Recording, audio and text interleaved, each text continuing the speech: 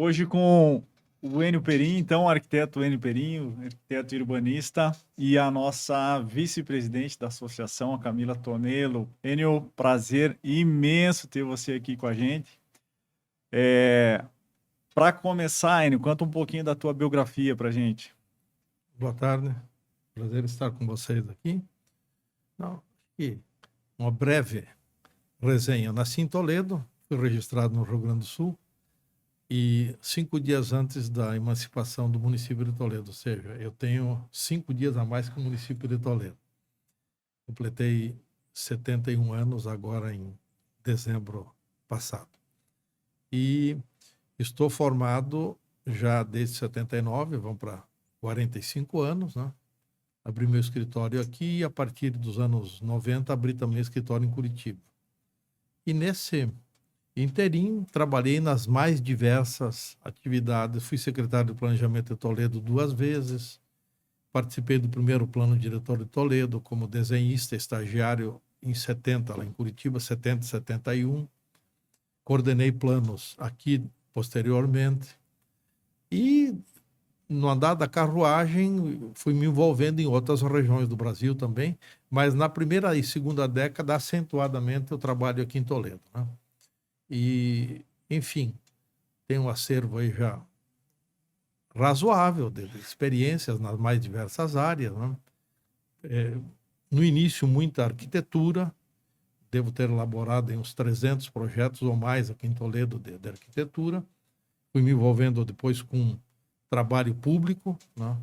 Na prefeitura, uma presença muito forte de obras importantes, uma experiência boa, que foi acumulando nesse tempo, né?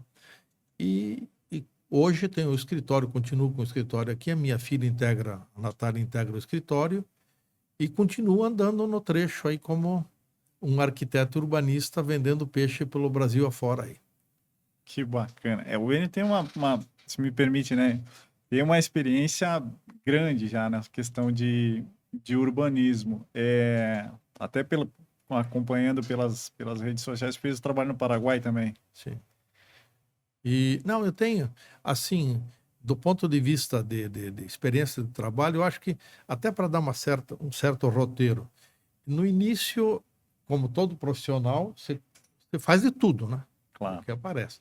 Então, eu trabalhei com muita arquitetura, muito projeto residencial, comercial, mas com o tempo você vai ficando seletivo, porque as demandas vão ampliando e você vai diminuindo e terceirizando muitas vezes trabalho. E aqui em Toledo, por exemplo, eu acho que tem algumas obras que são importantes destacar. Por exemplo, o meu trabalho, meu TCC, que é o trabalho de conclusão de curso, foi o Parque Ecológico de Ivapaimbar. Eu fiz esse trabalho em 78. Né? O Henrique Zenhager era o topógrafo da prefeitura, porque como em 70 eu tive contato com a pesquisa com os dados de Toledo, aquela cidadezinha de 10, 12 mil habitantes, o Henrique já pensava no uso daquele banhado para alguma coisa, porque ele era convidativo. E eu estudei no La Salle, a gente via ali as minas d'água nos fundos do La Salle, na cabeceira ali, era muito forte. E aí, a partir de 1978, que eu estudava na Católica em Goiânia, comecei a pensar no trabalho de conclusão de curso, que a temática era cultura e lazer. E aí eu comecei a conversar com o professor Idílio Ferreira, que era um ícone da cultura aqui de Toledo, e ele falou, conversa com o Henrique, depois nós aprofundamos. E aí comecei a ir mais a fundo na proposta. Em 1982, concluí o trabalho acadêmico em 79. Mas em 82, o Albino Corazza candidatou a prefeito e nós saímos no trecho para fazer campanha. Eu estava envolvido na campanha dele, era um período de mudança de Toledo, de comando político aí, e muitos jovens envolvidos nesse projeto novo, sabe? E nós fomos na antiga cooperativa e na volta falei, Corazza, eu quero te mostrar um trabalho que eu fiz na faculdade, que se você for eleito, você pode fazer. E mostrei o parque para ele. Ganhamos a eleição, me convidou para ser secretário. Uns 6 meses após, a gente está lá no governo, no antigo prédio ali no centro. Ele falou, não, aquele projeto que você me mostrou, você não quer retomar a conversa? Ah, prefeito é você, se você abrir um espaço. E eu comecei o diálogo com o falecido Ângelo Costa Milan, que era genro da dona Diva Bart. Conversamos durante 1 ano E num inverno desses, ela veio para cá, daí nós sentamos na casa do Ângelo e eu aprofundei, autorizado pelo Albino, abrir uma negociação. E concluímos, ela doou uma parte significativa, acertamos áreas do entorno e começamos a executar essa obra em 85. 86 para 87, represou o lago, inaugurou. Depois, no governo do Araújo, foram dados os complementos e aí por diante. E se tornou uma obra de referência, primeiro como referência urbana, porque ela ordenou todo o entorno da cidade ali. E segundo, ela criou uma política de lazer e de ambiental para Toledo. Hoje Toledo tem 14 parques. Ele foi o primeiro. Então, são os projetos que marcam muito. Outra coisa que nós trabalhamos muito aqui no período lá dos anos 80 foi o sistema viário de Toledo. As ruas eram mão dupla, né? Nós criamos o anel central, começamos a pensar no contorno rodoviário, contorno sul, contorno norte, projetamos da JJ Muraro, a Parigô de Souza parava no teatro, não ia até lá no alto, na Cine Lima.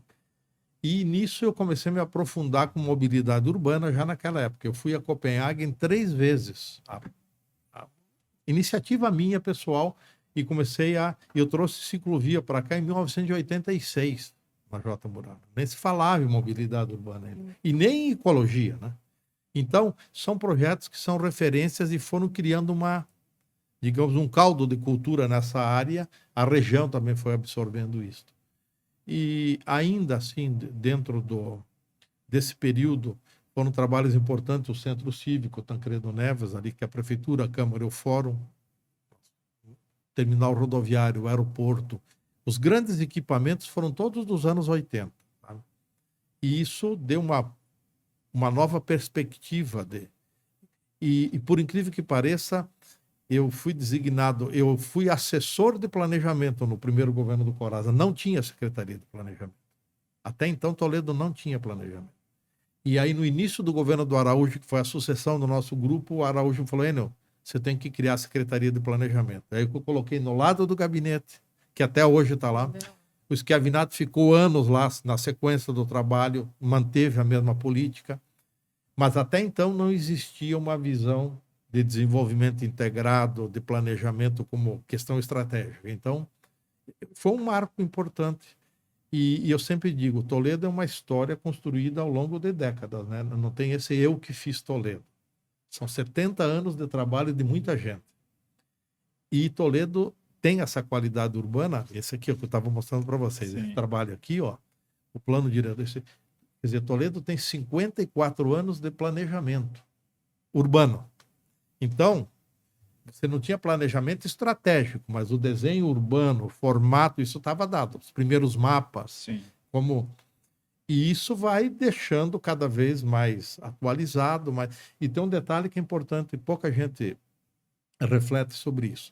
Nós, quando começamos o planejamento, que era Secretaria de Planejamento e Coordenação de Programas, ela não era só desenho urbano.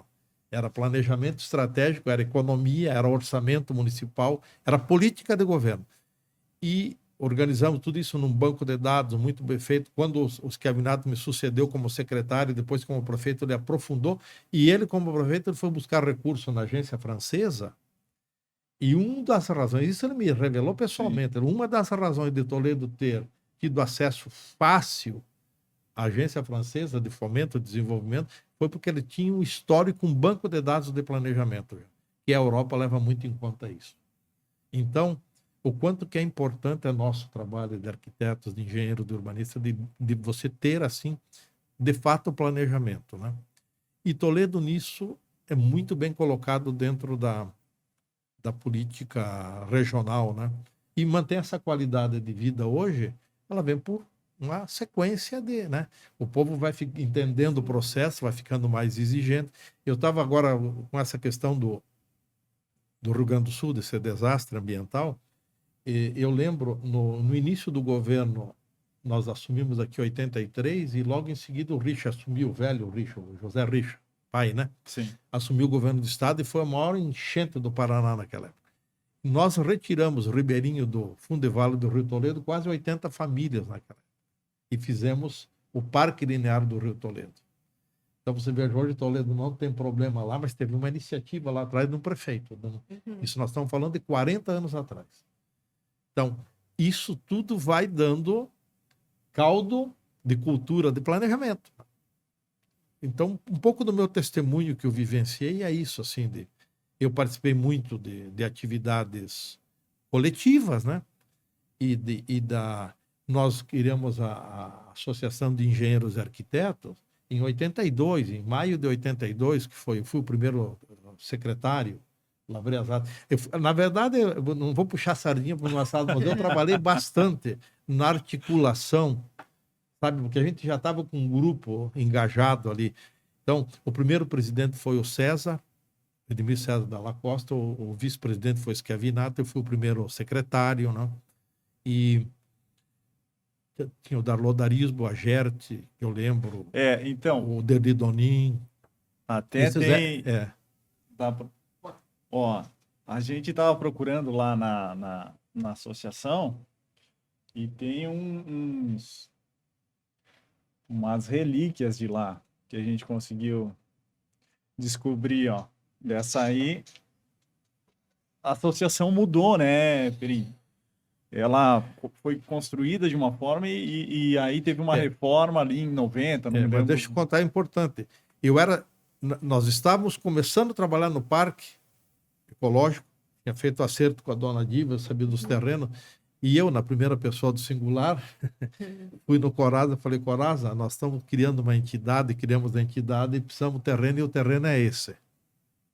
Eu levei prontinho a reivindicação, e era porque o brejo, ele chegava um terreno antes do terreno da associação. Até ali tinha banhado.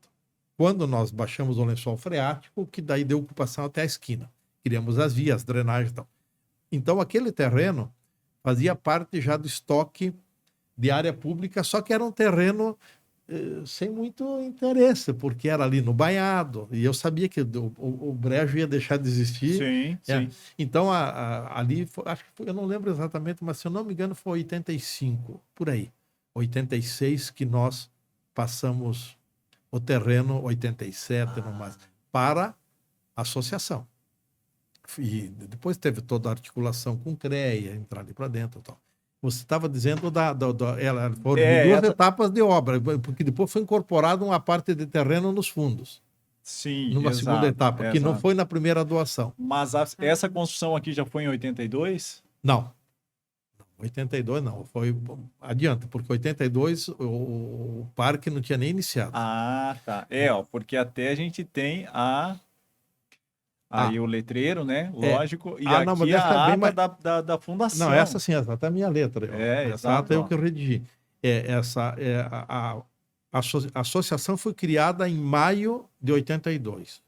E aí teve um problema, até em seguida tem uma outra ata que o pessoal reclamando que a entidade estava um pouco amorfa, tal, pouco. Foi o período que começou também uma dinâmica política interessante aqui, sabe? E tinha gente que ia para cima do muro, né? Não queria se envolver com... É normal até hoje, sim, né? Não queria se expor. E a gente tinha lado, sabe? Então deu um pouco essa... Mas a maioria, compusemos assim a virada, a mudança. Que era um período para fazer uma mudança de comportamento. Nós estávamos saindo, inclusive, do período da ditadura, que o pessoal não gosta muito de falar disso, eu gosto, sabe? Para não esquecer, para não voltar na memória. Então, a ditadura ela enxugou a participação, ela inibia as pessoas lá, né? E aí, em 82, como foi a eleição de prefeitos, eleição de governador, já veio um novo tempo aí, sabe? Que começou assim. Então, o pessoal começou a sair mais. Por isso que em 82, se você vê as atas lá, você vê o pessoal reclamando que a entidade estava um pouquinho tímida, porque nem todos queriam se envolver. Tinha um problema dentro de casa, com os pais que resistiam, aquela coisa normal de... E aí, 84, 85, começou assim um debate de participação, o Corrado foi convocando as entidades e tal, então se ampliou muito isso. E aí a associação foi pegando velocidade, né? Não sei a quantas ando hoje, que eu ando um pouco afastado, que eu viajo muito, mas conselheiro, quantos associados tem hoje? Tem Mais 70 associados. 70. 70? 72, não É me pouco engano. para o número de profissionais que tem em Exato, Toledo, é, né? é um pouco. pouco baixo ainda.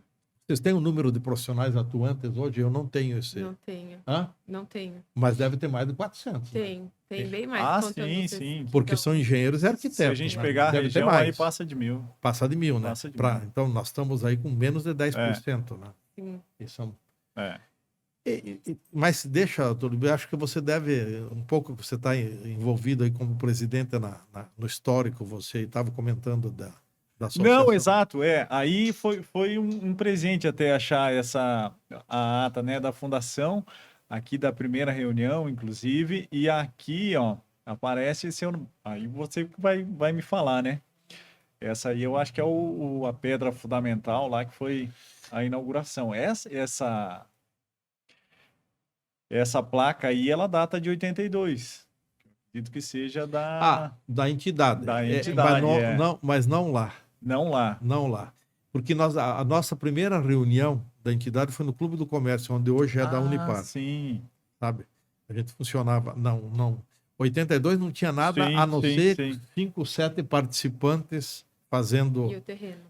Não, o terreno foi depois. Foi depois Depois também? ainda. Depois. Não, o terreno foi após, porque o entendimento com a dona Diva foi em 85 e nós começamos a obra, então foi por aí, porque nós assumimos a prefeitura em Mas 83. O terreno foi antes do lago? Não, Antes de baixar o lençol freático ou depois? foi mais ou menos na época que estava limpando o terreno para formar o parque. Entendi. Porque ali foi um trabalho muito forte de engenharia para cercar. Porque o que é essa região do Parque Ecológico? Você tem toda a bacia de contribuição dessa parte plana aqui da Santos Dumont, de toda essa região da Praça da Cultura, do Jardim La Salle, tudo era uma esponja que absorvia ali. E ali foram dimensionadas 2 redes fortes de 1,30 m de diâmetro de tubos cercando o entorno da área para isolar as minas, porque a água que vai para o lago é uma água cristalina que nasce ali dentro mesmo. Então, foi nesse período que teve essa interface aí com a associação, com a participação, sabe? Porque, no fundo, todos participavam de uma forma, ou na Endur, ou iniciando. O César era secretário, foi o primeiro presidente, ele era secretário de obras em 83. Uhum. Foi o início do governo. O Schiavinato já vinha do governo do Duílio Genari anterior, porque ele veio engenheiro para cá em 79. Mais ou menos o Schiavinato chegou 6 meses antes que eu cheguei formado aqui, 1 ano no máximo. 79. Eu cheguei aqui final de 79, início de 80. O César, então, eu era de planejamento, o César era de obras, o Schiavinato daí saiu, foi para a Endur, né? Mas era também do corpo técnico da prefeitura. E o Derli estava começando, foi logo no comecinho da atividade dele, ele chegou aqui. E, enfim, os que participavam tinham algum vínculo em alguma coisa ligada ao município. Sim. Tem bastante gente aqui, ó, agora tu que vai apresentar Isso é o gente. Ivo Mendes Lima. Esse foi um papo, o Ivo era muito meu amigo, foi um papo que eu tive com ele em Curitiba, na época, no negócio de trazer para cá o CREA. Porque eu fui inspetor especial do CREA em Cascavel ainda, quando o Toledo era vinculado a Cascavel. Então veja que eu estou falando de coisas bem antigas, sabe? E eu falei, Ivo, nós temos que criar o CREA em Toledo. E aí, numa dessas, ele veio aqui, daí fizemos digamos, aprofundamos com ele e ele instalou daí o CREA de aqui Toledo. Em Toledo. Que bacana. Quem são esses aí? E aí, aqui o Ivo, aqui o Corazo, o prefeito, e aqui, desculpa, dei uma giradinha, aqui o Schiavinato. Certo. José Carlos Schiavinato. Todos. E essa aqui já é lá ou ainda é no Clube do Comércio? Não. Quando nós instalamos o CREA aqui, já foi dentro da. Já existia a associação. Já. E que foi uma das razões da gente atrair o CREA, porque a gente já tinha uma certa musculatura como entidade, já, né? Sim. E sempre, aí, por exemplo, Aqui o César, o Sabino, Aham. o Sabino era deputado estadual, e aqui eu não estou reconhecendo esse de bigode, eu não estou reconhecendo. Me parece que não é da nossa turma, é algum dos visitantes. Mas o Sabino, nessa época, era deputado estadual, e aqui o César era o presidente da entidade, Sim. e era o secretário de obras. Então, tem fotos aí que tem que fazer uma... Mas assim, a memória ainda está funcionando bem, foi um período, digamos, de conquistas para a cidade, porque a gente tinha assim uma certa concorrência forte de Cascavel, porque Cascavel centralizava bastante as entidades, né? E a gente aos poucos foi trazendo, ocupando o território, digamos, daqui da região de Sim, Toledo, sim. né? Mas e você agora? O que tem que falar um pouquinho? Eu estou falando demais. Eu vou falar também. É que eu sou mais tímida. Mas, Chico, Não, e, mas é muito legal toda essa evolução que o município tem. E dá para perceber que o crescimento dele é um planejamento que vem de muito tempo. Não é uma coisa que foi feita agora. Até assim, a instalação do bioparque dá para perceber que vem de um crescimento já de anos, de um planejamento que vem acontecendo para que a cidade tenha todo esse potencial que ele tem hoje.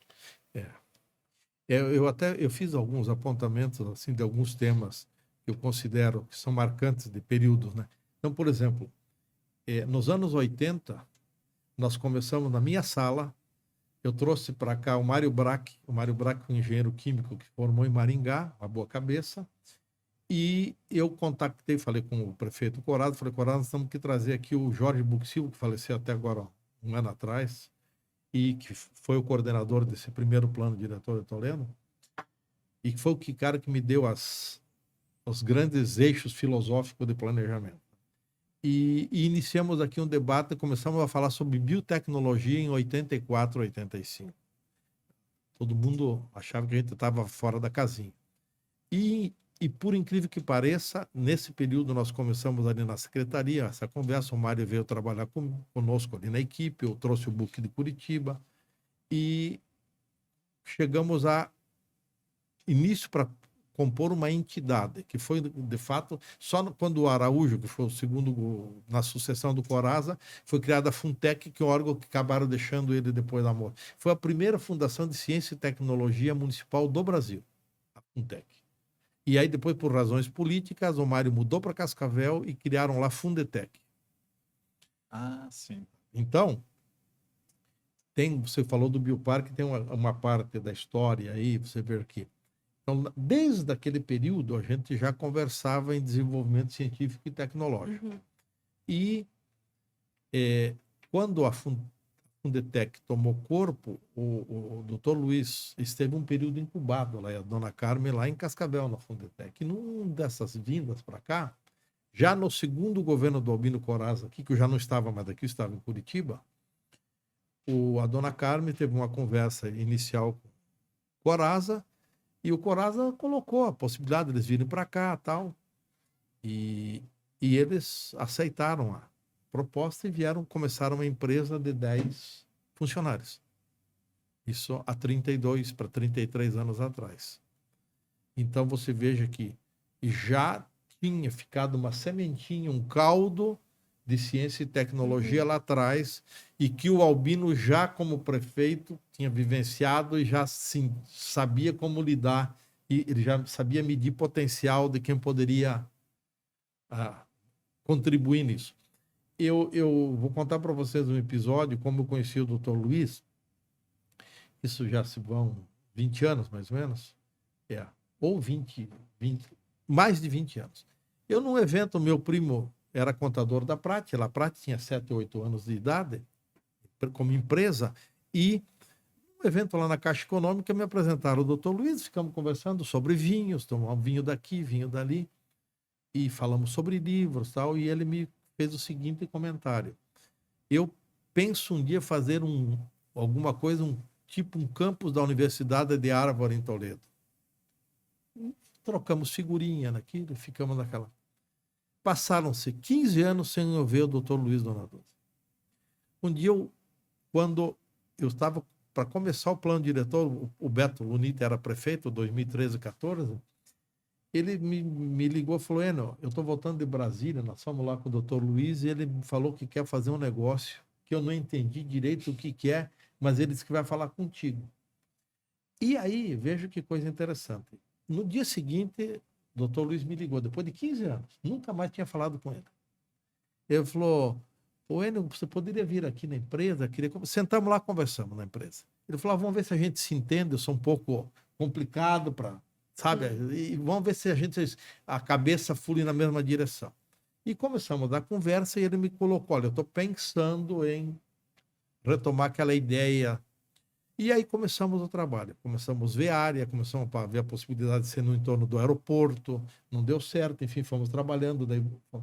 E elaborei o trabalho com ele. Ficamos 1 ano trabalhando e elaborei o plano urbanístico junto com ele. É um homem que vê lá fora da curva, muito longe. E ele tem uma grande vantagem sobre as outras pessoas, tanto ele como a esposa. Os dois são doutores em biotecnologia. Então, você não precisa explicar para ele o que é. Ele dá uma aula de biotecnologia. Isso faz a diferença, né? Então, eu digo assim, eu fiz há um mês, um pouco atrás, uma palestra, foi muito importante essa palestra, eu fiz no Instituto Histórico e Geográfico do Paraná. Fiz uma palestra de 1h30, inclusive está no YouTube, essa palestra, vale a pena, sabe? Instituto Histórico e Geográfico do Paraná, palestra aí no Perim. É sobre o Bioparque e o Desenvolvimento de Toledo.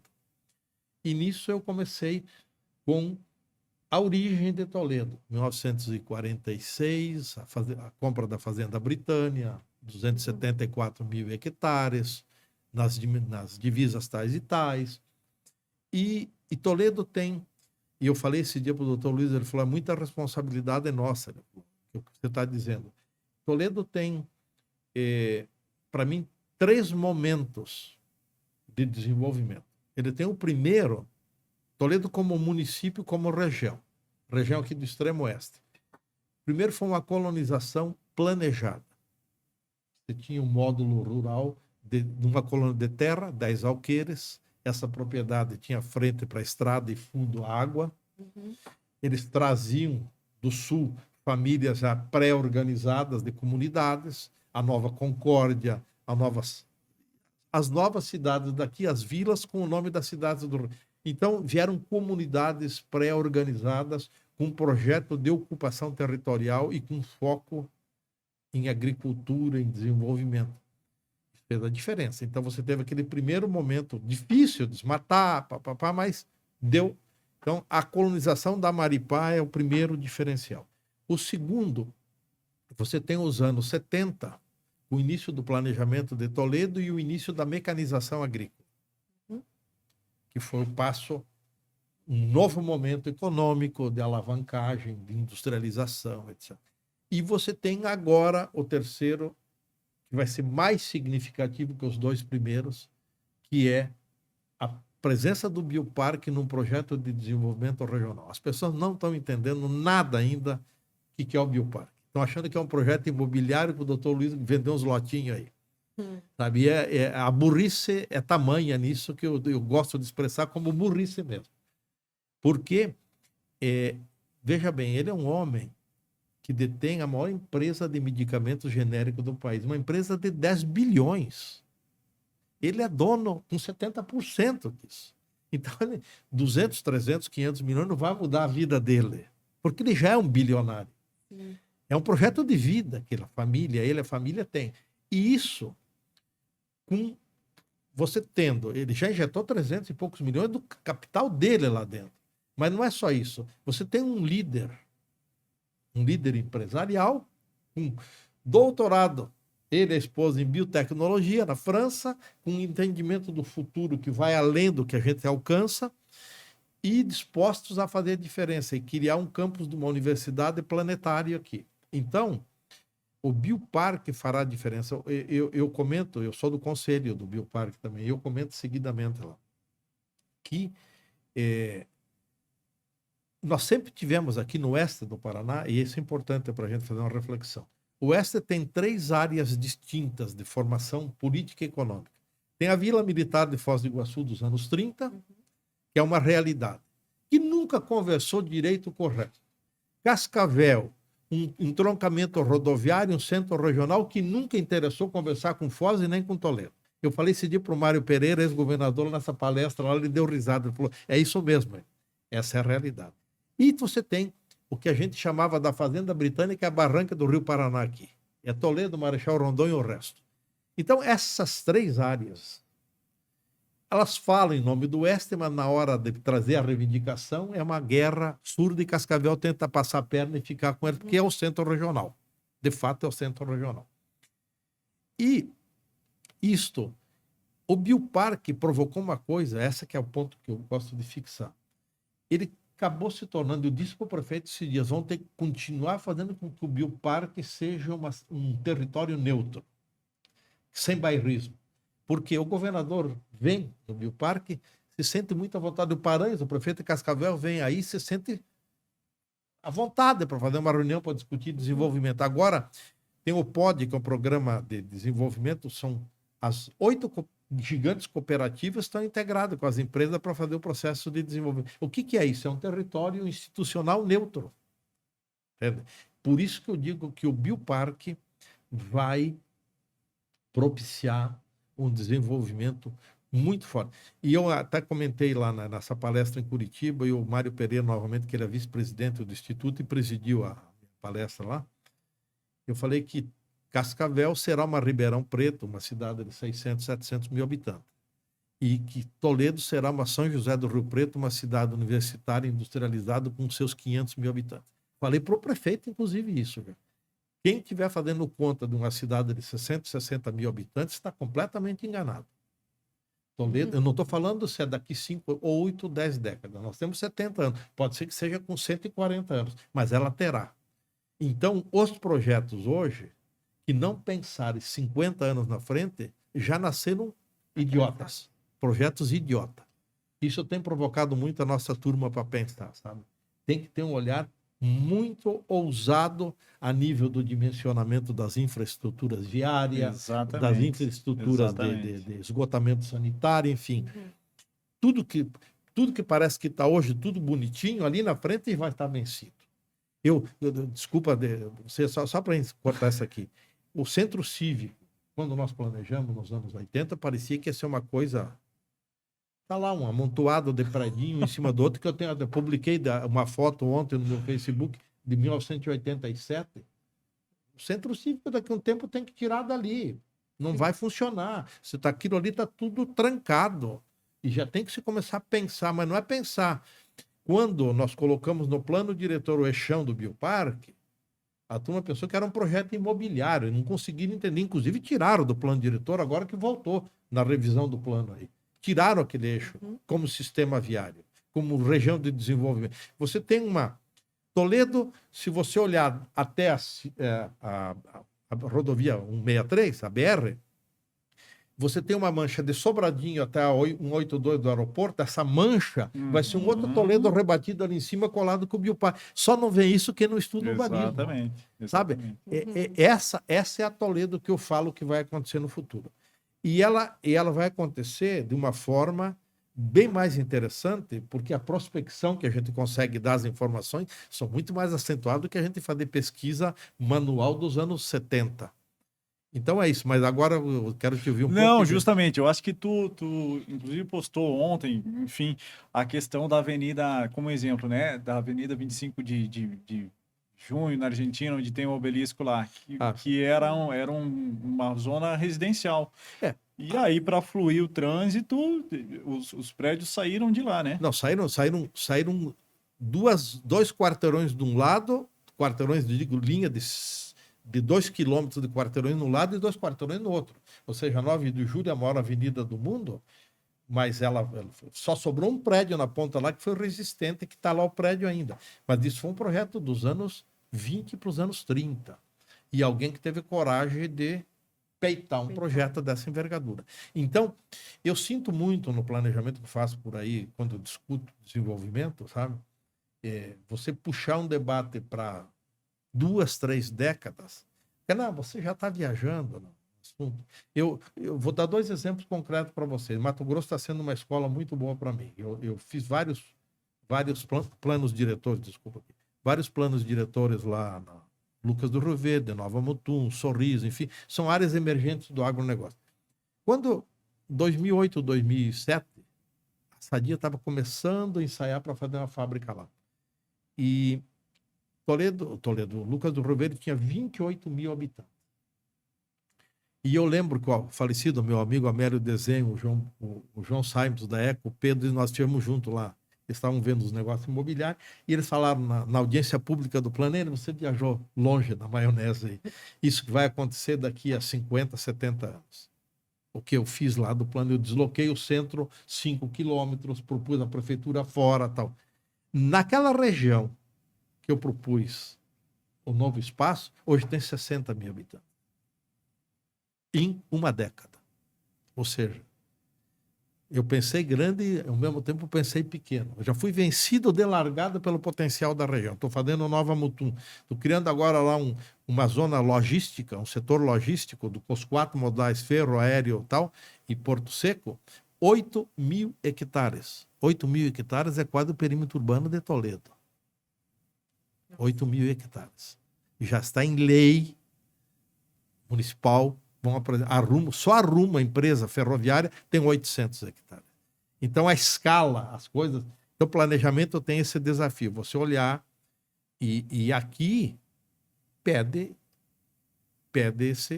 essa reflexão, sabe?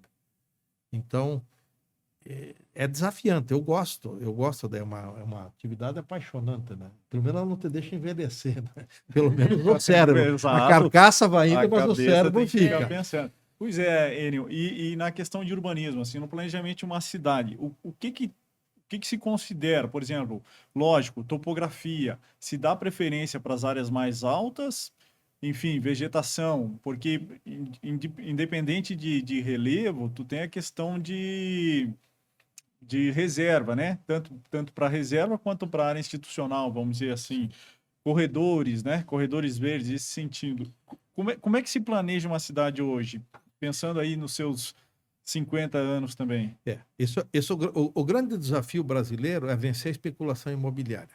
Então, os que tem cidades que chega a ser indecente dos interesses imobiliários comprar a Câmara de Vereadores. Não um vereador, comprar a Câmara. Câmara inteira. Na Bahia eu tive essa experiência. Sabe? É uma vergonha ter que dizer isso. Mas o plano, 4 anos não sair da Câmara de Vereadores, morreu por inanição lá dentro, por encomenda. Por outro lado, Nova Mutum, o plano diretor saiu em 15 dias aprovado. Por que ela está um exemplo agora fazendo um setor logístico de 8 mil hectares? Vai ser uma cidade que nós já criamos um parque tecnológico, criamos coisas fantásticas lá. Sabe? Aí começam as diferenças. Eu começo a te responder por aí. Quer dizer, quando você vence, primeiro ponto, interesses imobiliários escusos que se escondem em biombos. Essa é a máfia. É a máfia e toda cidade tem. Com mais intensidade ou menos intensidade. Toledo, espero que continue. A máfia imobiliária, que é pequenininha em Toledo, nunca conseguiu botar a mão na Secretaria de Planejamento de Toledo. Por isso que nós estamos bem ainda. Espero que não coloquem. Vão tentar. Acho que já tentam. Já estão tentando. Eu sei, eu estou me contendo para não dar nomes. Então é o seguinte, é uma resposta bem objetiva. Sim. Uma cidade vence planejamento quando vence interesses imobiliários em primeiro lugar. Segundo, quando a população é participativa. Então, uma maneira de você defender um processo de planejamento municipal é você envolver a sociedade. Eles entenderem. Lá no Mato Grosso eu fiz muito isso. Nós fizemos do plano diretor de Lucas do Rio Verde 120 reuniões comunitárias. Qualquer criancinha na rua falava de plano diretor. E aí fizemos como esse aqui, esse livro do plano diretor aqui é um livro didático, é uma metodologia. Depois daquele relatório duro, sem foto, aquela coisa, nós criamos e ilustramos com foto. E o que nós fizemos? O primeiro foi lá de Lucas do Rio Verde. 1000 exemplares colocamos nas bibliotecas das escolas e os alunos estudam a geografia e história do município pelo plano diretor. Aqui fizemos 1.000 exemplares, não sei onde foram parar os 1.000 exemplares esparramados. Estão alguma biblioteca, algum interesse. A cidade vai ficando com mais musculatura e os interesses vão ficando mais com musculatura também. Mas assim, objetivamente na tua pergunta é assim, você tem que ter um processo permanente de pensar. Não é um secretário iluminado que vai fazer. Você tem que ter a capacidade de envolver pessoas. E muitas vezes tem uma boa ideia, mas ela morre depois de uma temporada. Cascavel é uma cidade que é extremamente dominada por interesses imóveis. Extremamente. Fortemente. Eu sempre que acompanho há anos lá. E, inclusive, amigas minhas que foram secretárias, ela me falavam o que ela enfrentava na pele. Pressão.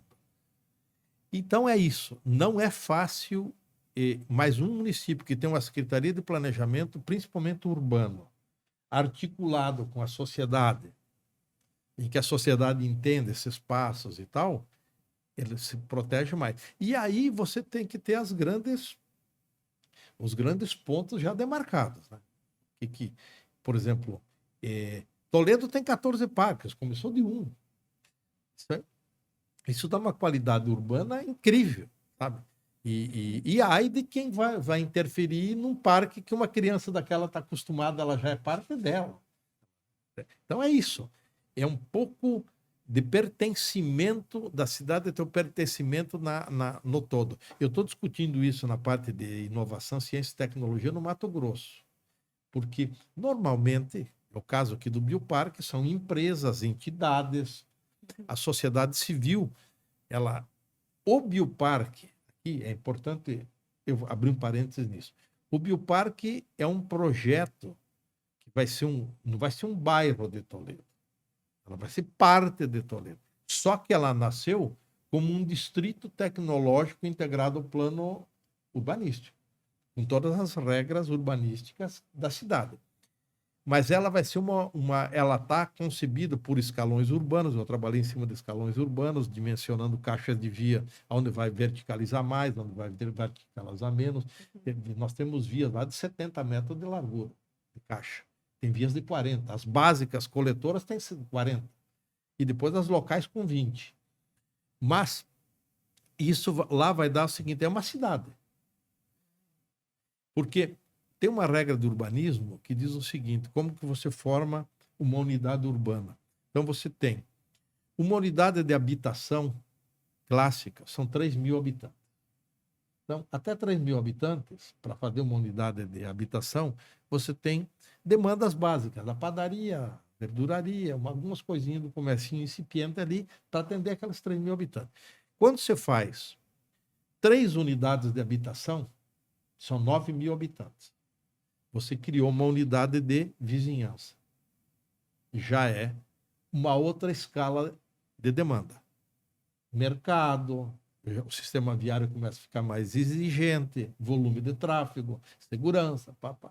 Quando você junta 3 unidades de vizinhança, você fez uma unidade urbana, 27.000 habitantes. Aí você precisa de cemitério, zona central, zona de comércio, serviço, etc. Aí você tem... E o Bioparque tem essa concepção orgânica. Ele é uma unidade urbana. Ele está todo hierarquizado dentro disso. O futuro se encarrega de demonstrar. Entende? Pode ser que eu não veja, mas alguém vai ver. Né? Isso é urbanismo orgânico. E é um caminho do urbanismo que existe, moderno, e que nós utilizamos como metodologia de planejamento aí. Então, o Bioparque é um parque tecnológico que vai se integrar a ciência, a tecnologia, a inovação, vai contaminar aquele ambiente. Como o Vale do Silício contaminou toda aquela região, aqui nós vamos ter a mesma coisa. E ele vem de lá para cá, por cima da cidade. Ela vem, isso um dia junto. No Mato Grosso, eu estou trabalhando, é um pouco mais complicado, lá é o agronegócio, uma economia primária e tal. Então, a Nova Mutum, nós estamos trabalhando lá, é o pertencimento, começar a criar áreas de atividades no entorno do parque, em que as crianças de bairro vão começar a ir para lá. Um vai mexer com jardim, outro vai mexer com coisa de dados. Enfim, cada um vai descobrir. Mas vamos criar uma região pública, uma área pública no entorno que vamos começar a levar o bairro para lá. Então vai começar a existir um pertencimento, que aquele parque tecnológico é da cidade. Esse é um grande segredo que os parques tecnológicos não têm conseguido contaminar. São Paulo tem 36 parques tecnológicos, 34 patinando. Por essa... E o principal é o que nós fizemos aqui no plano diretor. Você vê no último aqui, se você pegar no plano diretor de 14, nós temos introduzido aqui toda a legislação, ou seja, o bioparque entrou no planejamento municipal de fato. Então ele não vai ficar como uma ilha. Os parques tecnológicos no Brasil, de modo geral, São Paulo, eu ouvi da coordenadora de parques tecnológicos de São Paulo, que eles não se integram aos planos diretores municipais e aos planos de desenvolvimento regional. Então, se a gente, aquilo que eu estava comentando, que as cooperativas estão começando a vir ali e discutir e tal, isso é desenvolvimento regional. É um sinal que o bioparque está conseguindo permear esse entorno, digamos, econômico. O urbanismo ali, no momento, é o menos importante. Ele é um componente importante de organização, mas o desenvolvimento mesmo aí é o ensino e a pesquisa.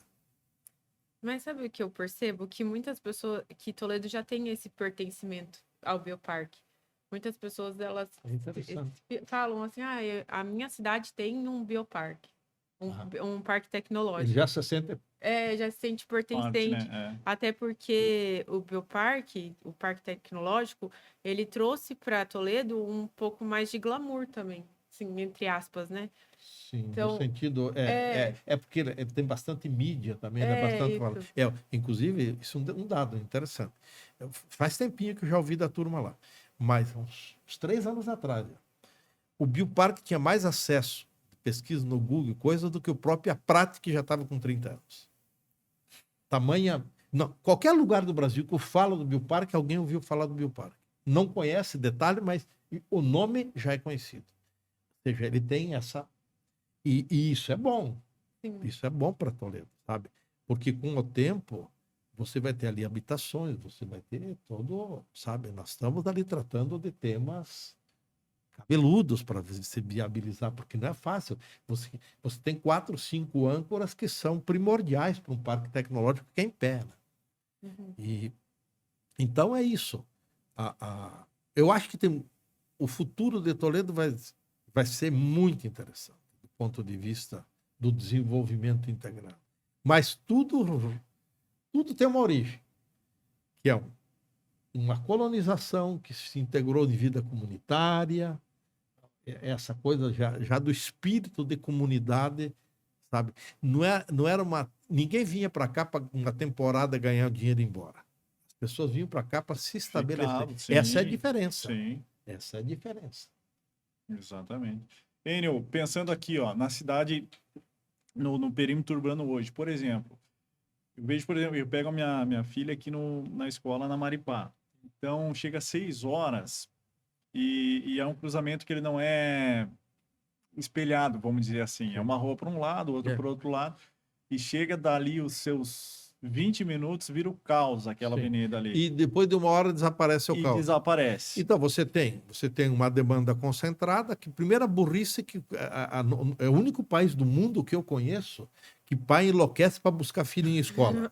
Isso é uma vergonha. Você vai aqui no Paraguai, eu trabalho dentro do Paraguai, você vai... Agora, esse dia eu estava na Argentina, fiquei uma semana lá, e aí até estava com o Demetrio, meu primo, ele falou, olha aqui, as crianças com guarda-pó. Eu falei, isso é a velha escola, essa velha escola, as crianças a pé indo para casa, sabe? Nós estamos... Estou falando das escolas privadas aqui do centro, que é isso esses que fazem o caos do trânsito, não é a escola da Vila Pioneira que faz o caos aqui. Isso é um problema. Então, você tem horário concentrado, porta dos colégios, tudo para via rápida, que é outra burrice. Quer dizer, como que você faz agora? Como é que se muda? No curto prazo, não muda. Você faz, como é que se diz? Emergências. O Jaime Lerner brincava muito. Eu nunca fui macaca do auditório dele, mas o Jaime Lerner tinha algumas coisas que ele era muito... Sabe? Tem uma obra dele, não sei se você já ouviu falar, Acupuntura Urbana. E ali ele dá uma aula de como você olha o planejamento. Isso é o que vai precisar Toledo. Uma acupuntura urbana em coisas que você vai resolvendo e tocando o barco para frente. Agora, nós vamos resolver isso de trânsito mesmo quando você tiver um sistema diferente de transporte, que os filhos vão para a escola diferente, porque é um absurdo, sabe? É um corre-corre concentrado e engarrafando porta de colégio, e mães estressadas, filhos estressados, criança correndo no meio. Isso é um drama. E é uma cidade jovem que ainda não se... Eu acho... É desafiante. Eu acho que o grande desafio talvez seja, à medida que a cidade cresce e as pessoas vêm para a cidade... Tem que descentralizar. Tem que descentralizar, mas a maneira de pensar também do pessoal, né? Ah, bom, a educação é outra história. Aqui nós vamos, agora vou ser mal educado. Aqui o dinheiro chegou antes de muito livro. Sabe? Pouca biblioteca e muito dinheiro. Esse é um problema sério. Problema de leitura. E depois tinha uma turma que queria inventar escola de tiro no lugar de biblioteca. Né? Aí também é outro desastre. Né? Então, assim, nós temos, eu acho, que quando a gente pegar, vamos pegar exemplo assim, do Rio Grande do Sul, de cidades do Rio Grande do Sul que já estão com 140 anos, que deram origem a muitos imigrantes. Elas já resolveram boa parte desses dramas que nós estamos vivenciando aqui. Uhum. Porque estão no outro estágio de desenvolvimento já. Eu sei, hoje o pepino no colo de um prefeito de Toledo, seja quem for que senta ali. Dramático, porque você tem problema novo todo dia. Agora, o Jaime Lerner dizia, eu tinha escapado disso, ele dizia que a menor distância entre um engarrafamento e outro é fazer um viaduto. Ele não resolve. Não resolve nada. Então ele tinha essa São tese. Paulo. Exatamente. Isso é inteligência urbana. Ele dizia, menor distância entre um engarrafamento hoje é construir um viaduto. Você vai juntar o engarrafamento de cá com o de lá. Sim. Vira um engarrafamento só. Quer dizer, onde estão as demandas? Por quê? O horário de pico. Isso tudo, eu acho que já, com o tempo, as pessoas vão começar a pensar. Vamos descentralizar uma escola. Já está, por exemplo, Bioparque está pensando, vai fazer uma escola fantástica lá. Sim. De primeiro grau e iniciante ali. E isso vai começar a atrair muita gente que vai desse tipo de fugir do engarrafamento da Maripá. Sim, Pô, eu vou para lá porque... entende? Aí outro fala assim, não, mas espera aí. Aqui tá gostoso para morar, vamos morar aqui no lado daí. Quando você tem já determinados... Então, a descentralização urbana, eu vou contar um negócio para vocês, porque isso não está escrito, tá? No meu cérebro eu fui implantando e ficou muito pouco isso registrado. Mas em 83, 84, eu comecei a trabalhar urbanismo orgânico em Toledo, pensando, eu defini que o urbanismo orgânico ele trabalha por escalão, e ele define, então, tu tem uma zona central, e depois nós definimos 4 escalões complementares. Fiz Jardim Porto Alegre, Industrial e Jardim Copagro lá em cima, Panceira para cá, outro, e Pioneira, outros 4. E aí, estabelecer 11 políticas públicas com todos os equipamentos. Onde colocava? Não colocava no outro também. Nós começamos, isso é uma polinucleação urbana. E fomos jogando os equipamentos. Eles estão aí. Só não foi discursado.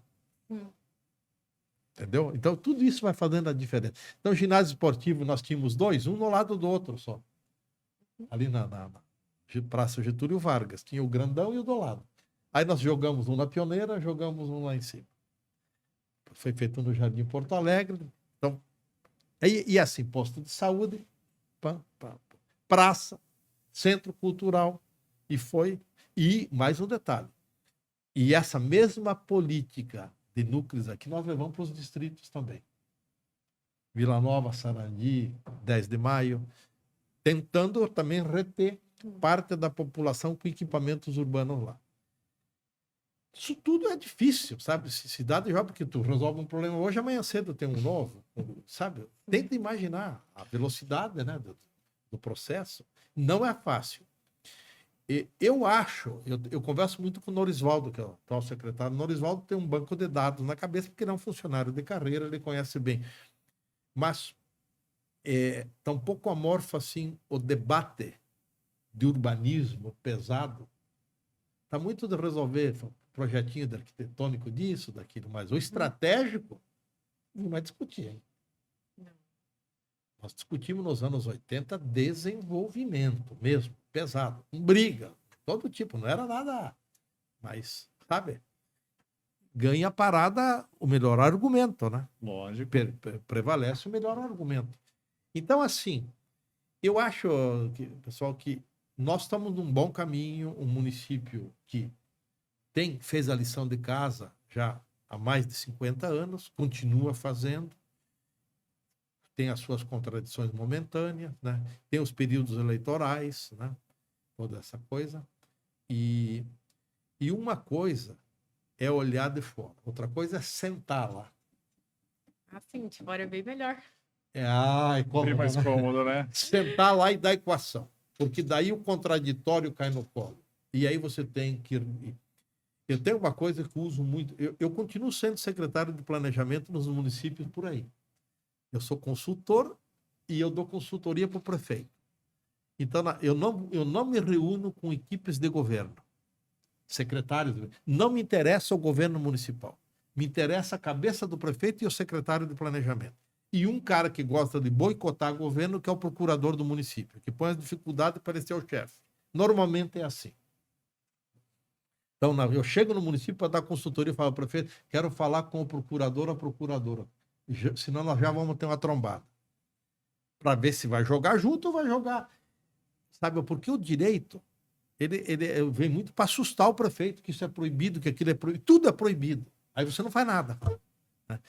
Então, assim, eu trabalho muito com essas consultorias e continuo pensando essa forma de governar. Porque você tem duas maneiras de você fazer o governo. Você tem a agenda de desenvolvimento e você tem a agenda da rotina. Quando a agenda da rotina assume a agenda estratégica, que é hoje 80% do Brasil, 90% tocando... Então, tudo que você pensou estrategicamente não caminha, porque os problemas... A prefeitura... Sabe o que eu uso? Eu digo que a prefeitura é a central do corpo de bombeiros. Ela está ali só para apagar incêndio. É a casa que todo mundo vai buscar socorro, vai levar seu problema. Só que tem que ter uma agenda propositiva e estratégica. Eu trabalho com os prefeitos essa agenda estratégica. Sabe? E eu digo muito assim para as pessoas que eu tenho amizade que estão na política. Separe 3 dias da semana para você pensar estratégico e não pegar a rotina. Para você poder pensar fora dos problemas que você tem para resolver. Que aqueles você tem que resolver também, né? Mas é isso. Mas a equipe que resolve. Sabe? Tente pensar mais no estratégico. Qual é o passo que eu dou adiante? E eu uso esse método muito.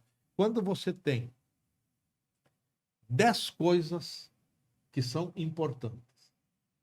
Importantes. Não tem como negar a importância delas. Só pode escolher uma.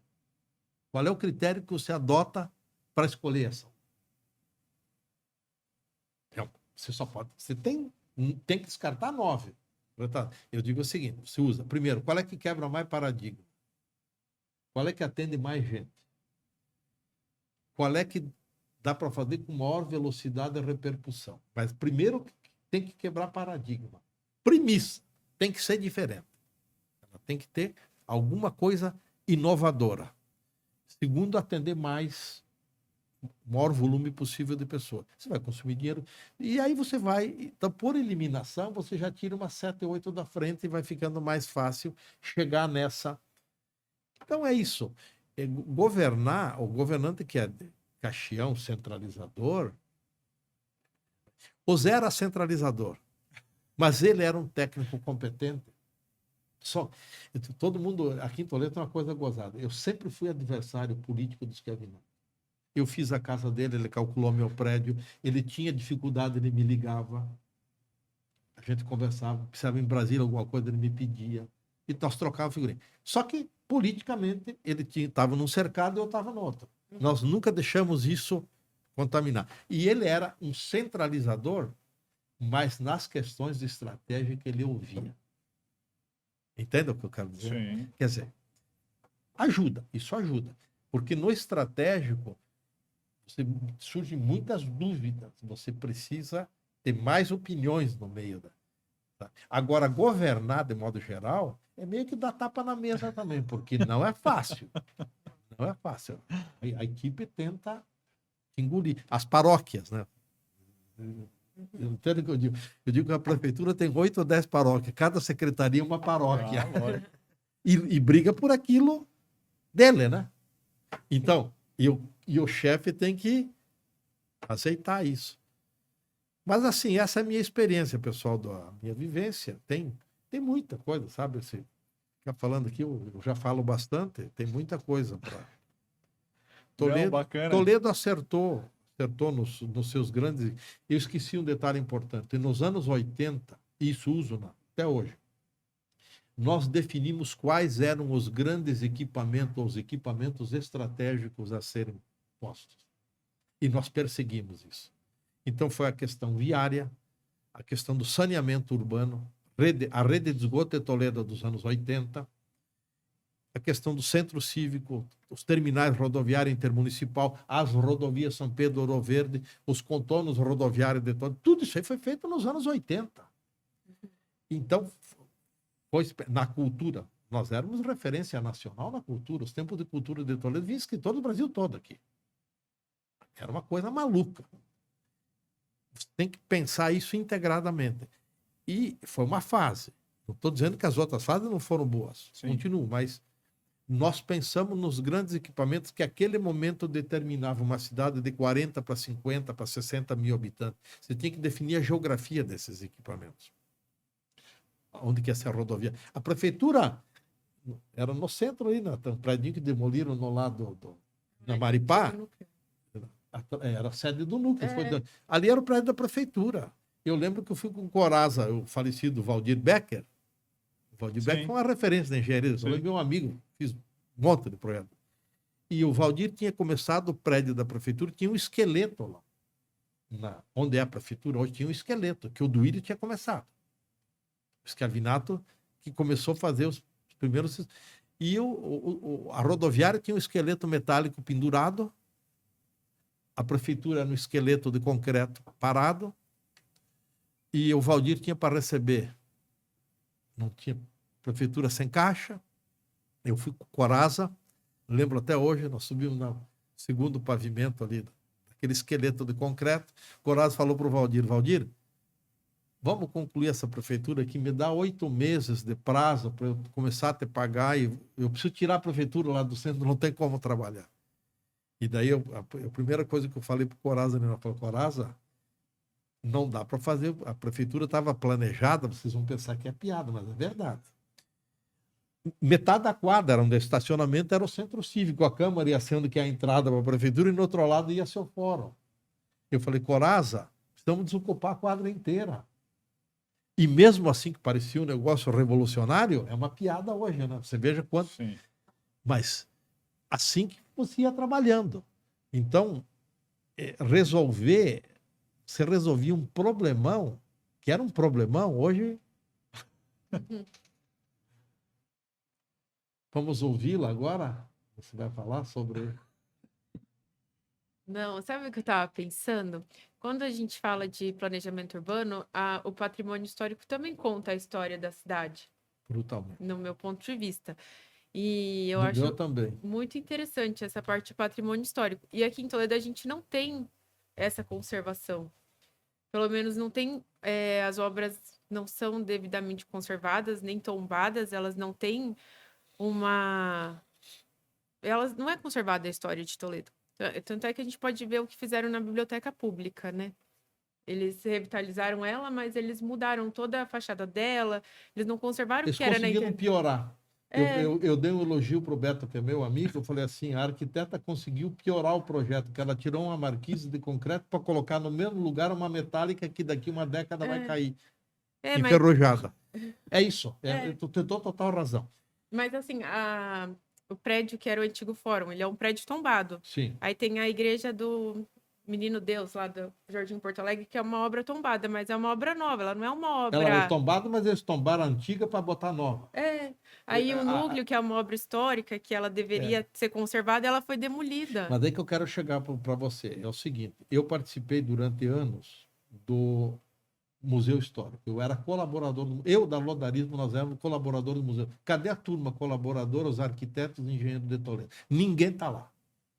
Cobrança aqui para nossa turma. Ninguém está lá. Eu era colaborador espontâneo do museu. Eu passei mais de 15 anos, nós tínhamos uma reunião semanal. Eu fui do Conselho de Cultura junto com os nomes, eu dizia assim, pô, você faz parte dos trogloditas histórico, mas com Wilson Carlos Kuhn, com Oscar Silva, Ondine Derauer, Edílio, estão todos mortos. Eu participei, que você era um jovem, eles já tinham uma idade mediana. Mas eu participava, o Darlot participava, o Darlot com arquiteto ativo. A gente sentava lá, eu lembro, a gente examinava fotos. O museu está pedindo socorro, colaboração. O que eles fizeram? Estão profissionalizando o museu? Um museólogo. O que esse museólogo entende da história de Toledo? Ele tem uma metodologia para organizar um acervo, mas ele não sabe aonde buscar esse acervo, quem captar. Como eu, por exemplo, eu tenho, olha, não quero dizer não, mas pode ter igual, duvido que tenha mais. Eu guardo material de Toledo há 50 anos. Já falei para a Natália, só sai da minha mão quando eu estiver indo para o cemitério. Porque eu vou fazer sabe, eu estou escrevendo, anotando, apontando. Não estou deixando solto também, sabe? Você vai perdendo memória, você vai esquecendo. Você está coberta de razão. A questão... E também não fazer que qualquer prédio vire patrimônio, porque daí é outro problema também. Agora, o fórum está ali no centro. Retroagiu para Maripá. Sim, e estava com um projeto para... Ele é um prédio tombado. Ele é tombado. E eles entraram com um processo para tirar esse processo de tombamento de cima.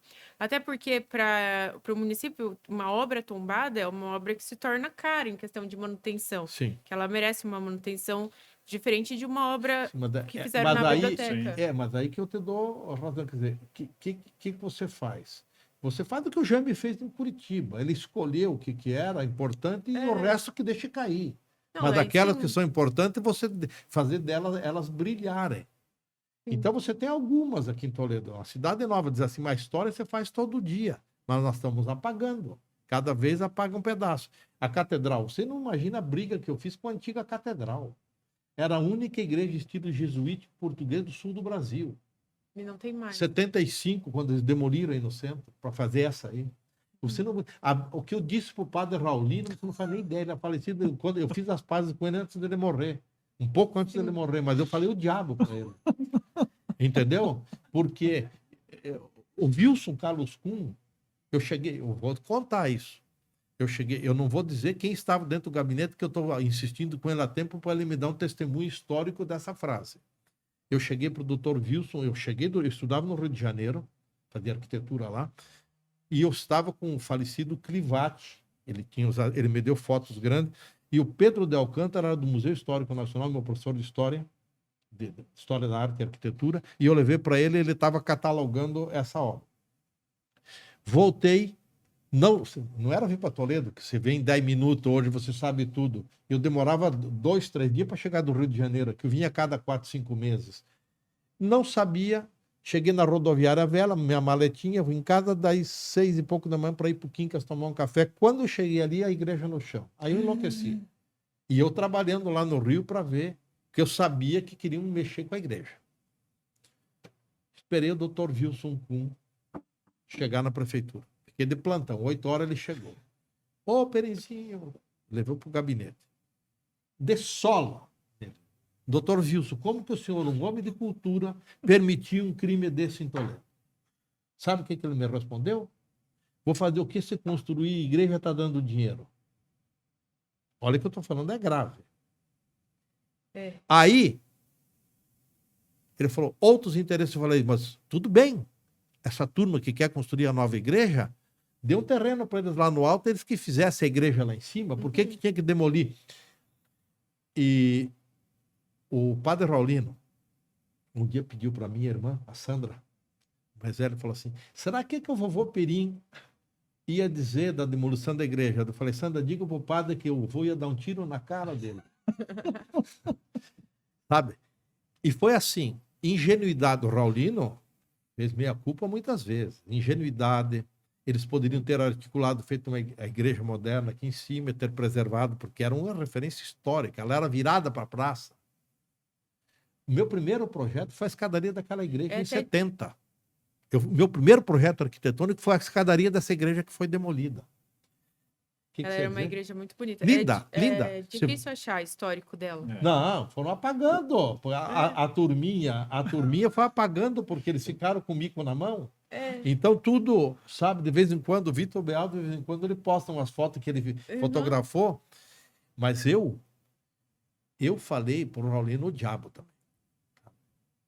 E ele, isso, você sabe, a igreja não tinha sido concluída. Era uma igreja muito alta, assim, não era ela, mas...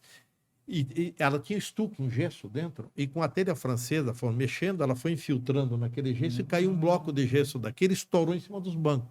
E aí, fizeram uma reunião e tinha uma turminha que queria fazer a igreja nova. E aí, começaram a conversa. O César Dalla Costa me fez essa revelação, a ingenuidade dele. Ele foi ingênuo na fala, e eles aproveitaram a ingenuidade. Ele tinha recém-chegado para trabalhar com o Valdir Becker aqui, e tá lá, o Valdir mandou ele na reunião, lá na igreja, essa turma aqui queria igreja nova. E começaram a falar, não, você veja, tem que arrancar todo o gesso, depois tem que tirar o telhado, que tem que fazer isso, fazer aquilo. Foram puxando as que precisavam fazer. E o padre botando fogo. Quanto mais serviço, melhor. O César falou, disse que caiu na besteira de dizer assim, mas do jeito que vocês estão falando, é melhor fazer uma igreja nova? Foi a senha que precisava naquela reunião. Ali marcaram a demolição dela. Foi condenada ali. Então, gente, você fala um tema importantíssimo. A memória de uma cidade, sabe? Eu acho que tem que começar a eleger pontos que são não só prédios, como referências vegetais, praças, sabe? De repente você não tem mais nada da história original. A Praça Osório em Curitiba continua sendo a Praça Osório há 100 anos. Sim. Não, mas aqui em Toledo eles tentaram tirar o porco de símbolo da cidade. Um grupo de empresários achou meio... ridículo. O porco ser o símbolo da cidade, porque não condiz com a cidade. Será que eles não são um porquinho? Eu acho. A cabeça do porquinho eles devem ter, né? Porque você tem um símbolo, não interessa, né? O símbolo é o símbolo. Sim, né? mas Hoje respeita na história. Você está tocando no tema mais vital da cidade, que é a preservação histórica. A memória. Trabalhar com a memória. Mas quando a gente fala até para político mesmo, quando você fala em patrimônio histórico, eles fogem. Fora. Porque tem valor estimado isso também. Mas até nos centros históricos que, pelo menos eu estudei, quando eu fiz o meu trabalho de conclusão de curso, foi sobre a revitalização e restauro da Biblioteca Pública de Toledo. Porque é uma obra muito icônica para o município por ser o primeiro banco que a gente teve no município. E é uma obra que está totalmente deteriorada hoje. E a minha ideia na época do trabalho era trazer ela para o que ela era na originalidade. Você está falando do prédio do Banco do Brasil. Sim, vou te contar o autor da responsabilidade daquilo lá fui eu. Com Araújo. Porque o Araújo era o gerente do banco naquela época. E depois ele saiu, nós fizemos ele candidato, daí ele virou prefeito, né? Mas lá atrás, ele foi o colaborador que nós fizemos a negociação do prédio. Eu falei... Você sabia que tinha 3 opções ali. Tinha a Herb West ia comprar para pôr a loja deles ali, um outro comerciante queria pôr ali, ou aquele prédio. Hoje não tinha nem o prédio, mas teriam derrubado até o prédio. Então, são os momentos difíceis. E é um prédio, sabe? É um prédio bem localizado também. Localizado e muito bem construído. Mas assim, o que eu acho que não é porque uma obra é tombada que ela vai deixar de ser uma obra moderna, porque tem outras maneiras de a gente trazer modernidade para a obra, mas Lógico, mantendo que lógico. ela é na Até íntegra. porque ela daqui 100, 200 anos, ela vai ter 100, 200 anos. Né? É, Esse é o desafio. Eu sempre digo, o que falta é a construção da memória permanente. Por exemplo, na própria entidade, você conseguir. Porque todo evento que você faz na entidade é um evento histórico, ele passa a ser memória daquele dia em Sim, diante. sim. Então, você ter isto como um método de organização da entidade é muito importante, né? Importantíssimo. Agora, precisa empenho, precisa alguém que senta ali, dedicação, precisa, sabe? Dirigir entidade não é fácil, sabe? Tudo. Eu passei 20 anos na minha fase boa da vida dedicada à comunidade.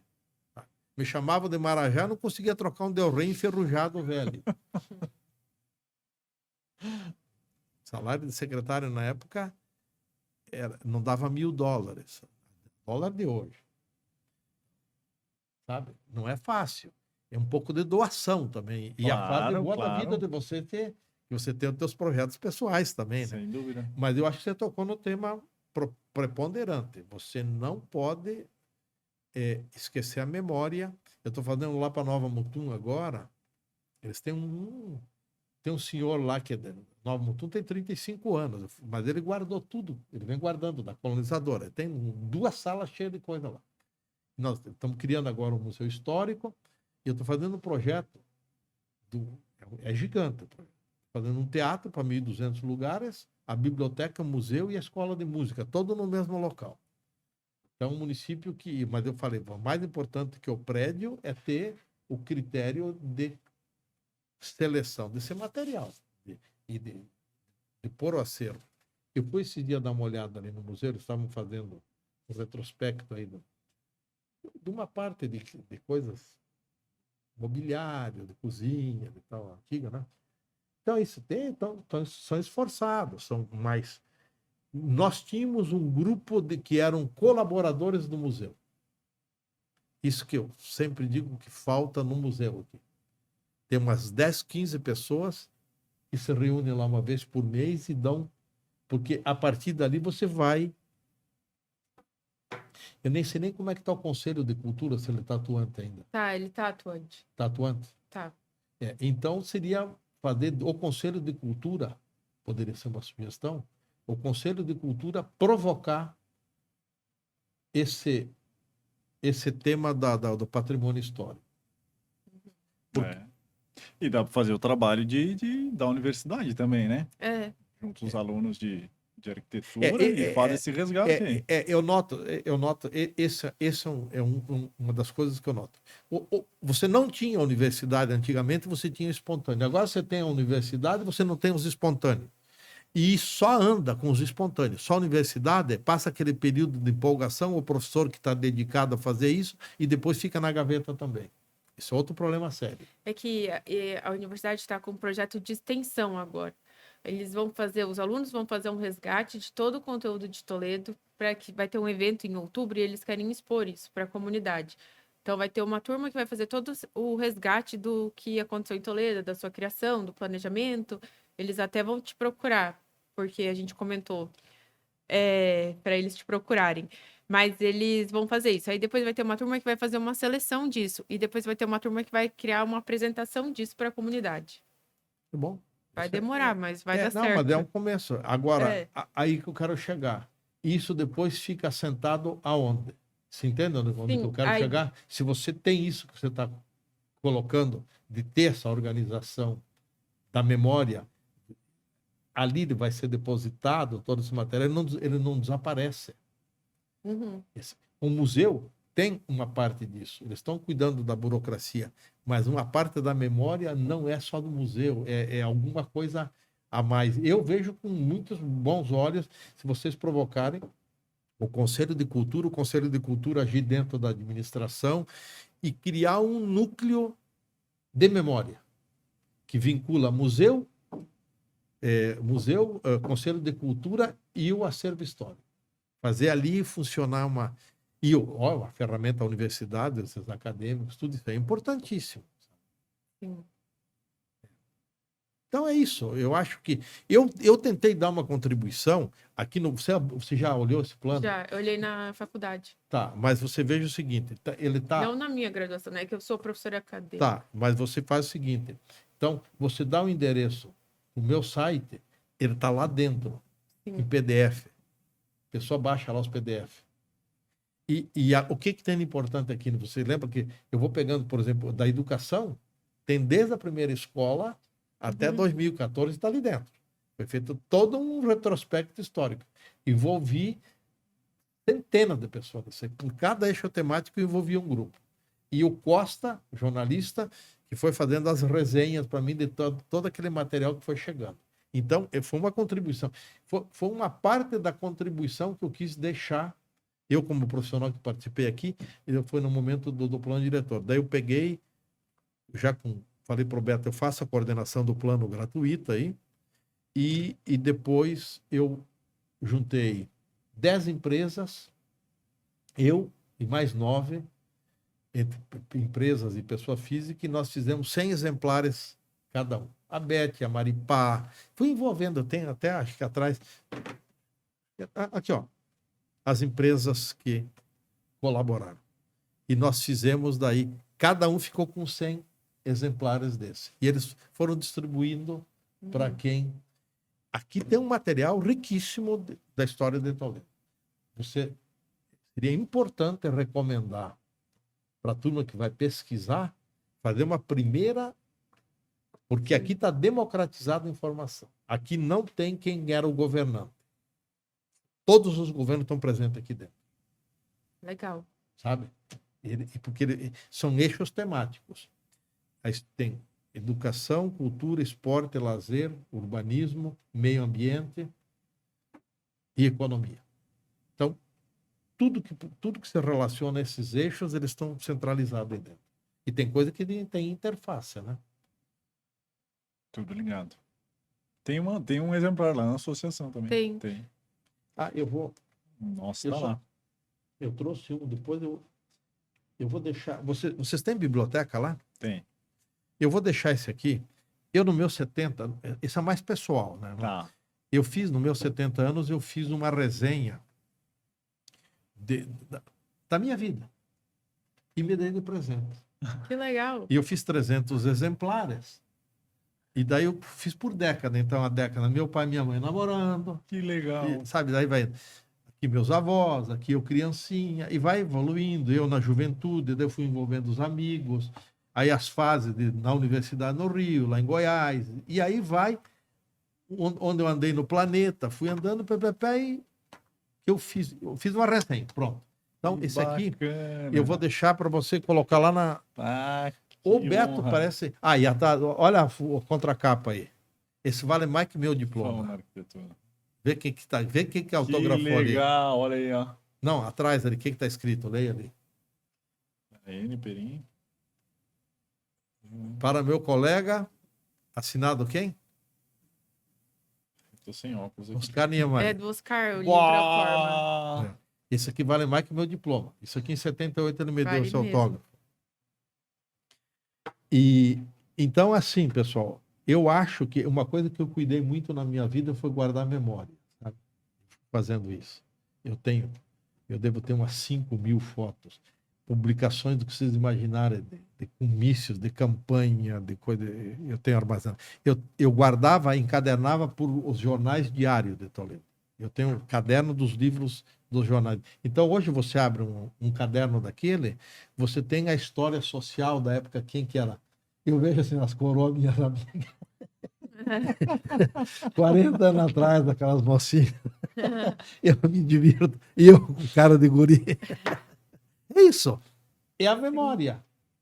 Só tem memória quem guarda a memória. Sim. É isso. Fantástico. Legal. Muito legal. Chamar o N mais vezes. Sim. Não, é que, sabe que são muitos temas diversos e depois você não segue um roteiro, então você fica... Sim. Mas assim, ficando mais no genérico. Eu sempre brinco assim. Eu contribuí com a minha parte. os outros que contribuem com a parte deles. Se a minha boa foi boa ou ruim, problema meu. Mas eu tentei fazer a minha parte. E os outros, sabe? Eu passei isso bastante para a Natália, ela está envolvida no CAU, está envolvida, sabe? E eu digo, filha, não fique omissa. Participe de... Né? Uhum. É uma maneira de você ir, sabe? E a outra é não parar de fazer também. Né? Sem Isso é o dúvida. segredo da vida. Enio, a gente agradece então. Eu que agradeço a oportunidade do papo, eu estou bem afastado da A entidade. entidade é sua, né? Eu sei, não, é Tá nossa, aberto né? lá. Sim, mas veja, eu de tudo, o Luiz Felipe, meu filho, peço ideia, a associação, como é que anda, Luiz Felipe, tal, ele também é meio desconectado.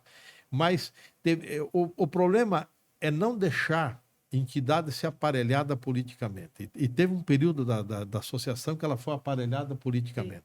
E isso é um desastre para uma entidade, porque daí o que não gosta não vai. Não quero dizer que tenha que as pessoas que participem lá têm que ir para cima do muro, não é isso. Eu acho que o ser humano tem que ter, como é que se diz, uma posição sua, mas a entidade não pode ter uma O posição. ideal é que ela seja neutra. Ela tem que ser neutra. Ela tem que ter posição em temas polêmicos. É. Tecnicamente, tem um problema sério ela se posicionar, tirar uma nota Sim. contundente e dizer, olha, a entidade por seus membros, pá. Está acontecendo agora lá nos problemas do Rio Grande do Sul. Sim, exato. As entidades estão começando a tirar limpo, escrevendo coisa pesada, fazendo revelações, inclusive de planejamento pesadíssimo. Tem coisa lá que eles não mexem há 30 e tantos anos. Não é de um prefeito ou dois prefeitos, é 3, 4 décadas que não fazem manutenção. Então é isso. Mas eu volto nessa tua observação muito importante. Este tema da memória, do acervo de memória de Toledo, é importante e não está tendo a devida atenção. Não está. Mas ele não é só um problema da prefeitura, tem que ser um problema Da comunidade. da comunidade. Encontrar os elementos, de repente, criar uma associação que lide com esse tema e envolver gente. Ou criar uma força-tarefa. Também. Dá até para aproveitar esse levantamento que os acadêmicos vão fazer mesmo. Exato. Isso é um começo. É. E dali você já tira agentes que se candidatam a depois a dar continuidade. Isso é importante. Teu mandato vai até quando? É de quanto? É um ano só. É né? um ano. É um ano. Só esse ano. É, só esse ano. Aí depois a Camila assume. É. Eu É assim. vamos ver. Assim Vamos vai. andando Eu falei é para assim. Natália se associar. Eu não sei, ela não está associada? Tem Eu que não se sei se associar. ela se associou. Não Ela sei, deu não- uma enrolada. Eu não sei como é que está. Mas tem mais engenheiros que arquitetos Tem hoje. bem mais engenheiros que arquitetos. E agora os arquitetos estão montando um núcleo. Alguns arquitetos estão encabeçando um núcleo de arquitetura junto à CIT. Mas, no meu ponto de vista, o foco desse núcleo é diferente da associação. Até porque eles têm... A CIT, por mais que é uma associação, né, tem um pouco de interesse lucrativo. A nossa associação, não. Não. A minha maior decepção, lá atrás, de 40 anos atrás, aquele terreno que está na esquina era a sede da União Toledana de Estudantes. Eu fui com o Mig, falecido Mig, filho do Wilson Kuhn, que vamos lá escolher o terreno para ser a sede da UTS nos 67, 68. E foi quando eu vi uma vez os estudantes me falar assim, escuta, qual é a função da UTS? Eu falei, muito bom, porque ela dá carteirinha para a gente ganhar desconto no ingresso. Quer dizer, não era uma entidade para militar politicamente, era para ter carteirinha de estudante. Aí foi a minha decepção, eu falei, a UTS vai morrer. E morreu. Militância numa entidade. Então, não é fácil segurar entidades vivas, né? Porque elas vão, com o tempo, vão tomando outros destinos, né? Sim. É isso. Mistura. Beleza, gente? Eu Camila, agradeço. Obrigado, Enio, muito obrigado. E a hora que quiser tomar um vinho, sempre tem lá Tá na bom. associação. Agradeço a oportunidade de a gente poder bater o papo. É que eu viajo muito também, eu tenho ficado pouco por aqui, sabe? E eu estou me dedicando a ficar no trecho também, sabe? A vida é muito rápida. O Niemeyer dizia, a vida é um sopro. Não percam essa perspectiva, você que estão com muito trecho para rodar ainda. A vida é um sopro, é impressionante. Eu, em dezembro, vou para 72 anos. É loucura. A minha cabeça tem 25. Isso aí. Obrigado, gente. Obrigada. Até mais. Até.